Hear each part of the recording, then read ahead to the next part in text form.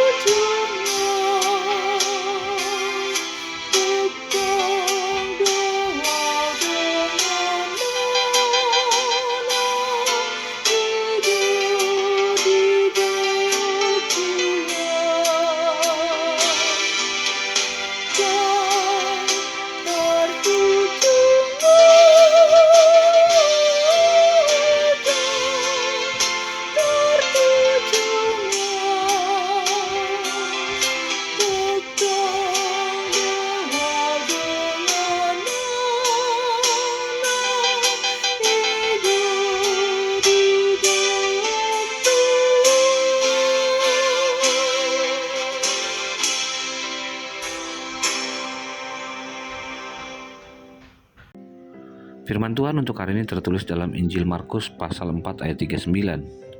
Ia pun bangun menghardik angin itu dan berkata kepada danau itu, "Diam, tenanglah." Lalu angin itu reda dan danau itu menjadi teduh sekali. Demikian firman Tuhan.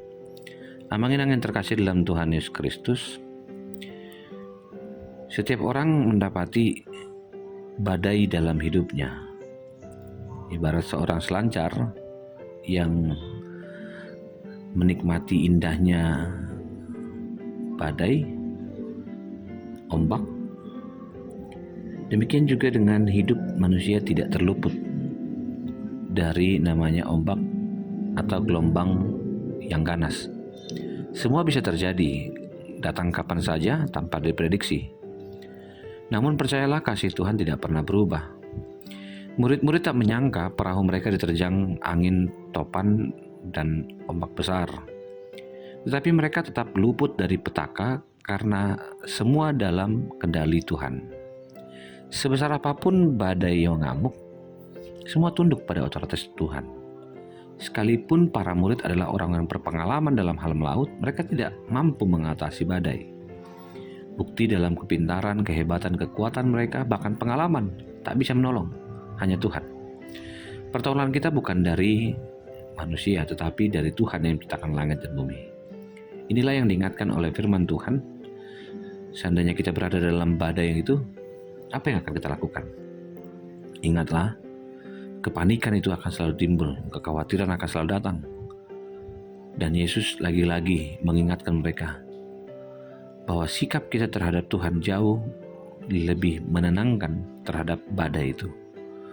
Kalau berbicara kita tentang tenang di tengah kehidupan, tentu kita tahu saat kita tenang, kita tahu badai kehidupan jauh lebih takut daripada Tuhan.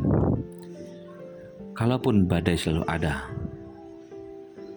dan sewaktu-waktu membuat kita khawatir, di tengah kehidupan keluarga, gereja, masyarakat, setiap kita mempunyai kemungkinan besar bertemu dengan beragam tipe badai.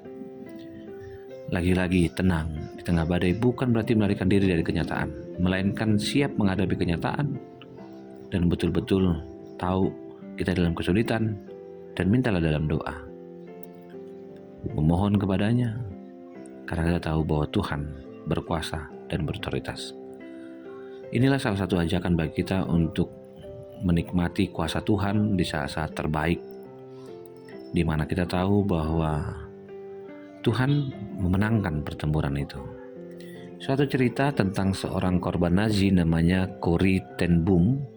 Jauh sebelum ia mengalami penderitaan karena disiksa oleh Nazi, Corrie pernah bertanya kepada papanya begini, "Papa, gimana caranya biar kita bisa bertahan dalam sebuah pergumulan dengan tetap bersukacita?"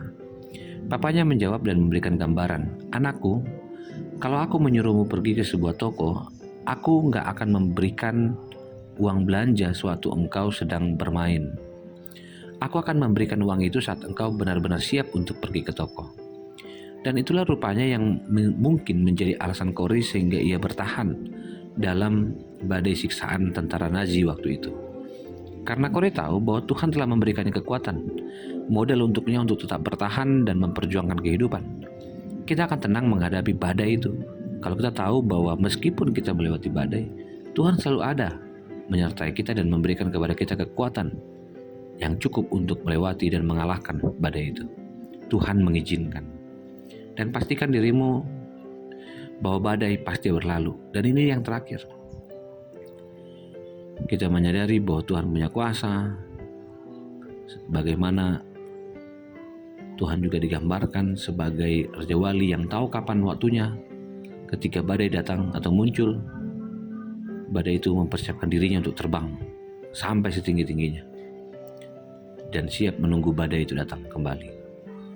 Ketika badai itu datang, Raja Wali akan mengembangkan sayapnya sehingga angin badai yang datang menyerbu dirinya justru akan mengangkatnya tinggi sehingga ia terbang jauh ke atas melampaui badai itu. Raja Wali memanfaatkan badai untuk mengangkat dirinya jauh lebih tinggi. Bila kita berada di tengah kehidupan yang diterpa badai, bersama dengan Tuhan kita akan bisa melewati badai itu dan menapaki tingkat kehidupan yang baru, yang lebih tinggi, yang lebih dekat dengannya, dan jauh lebih kenal dengan karya Allah. Mari minta Tuhan supaya Ia melingkupi kita dengan sayapnya dan menaungi kita dengan kuasanya. Di saat badai bergelora, kita akan terbang tinggi bersamanya. Niscaya hidup yang diberkati Tuhan adalah hidup yang percaya bahwa Tuhan begitu mengasihinya. Selamat beraktivitas, Tuhan mengasihi kita. Amin. Terima kasih Tuhan untuk firman-Mu yang mengajak kami untuk hidup di dalam percaya akan kuasa Tuhan yang melewati kami, memampukan kami untuk tetap hidup di tengah-tengah badai sekalipun. Kasih anugerah dari Kristus Yesus, kasih dari Allah Bapa, dan persekutuan dalam Roh Kudus memberkati dan menyertai-Mu. Amin.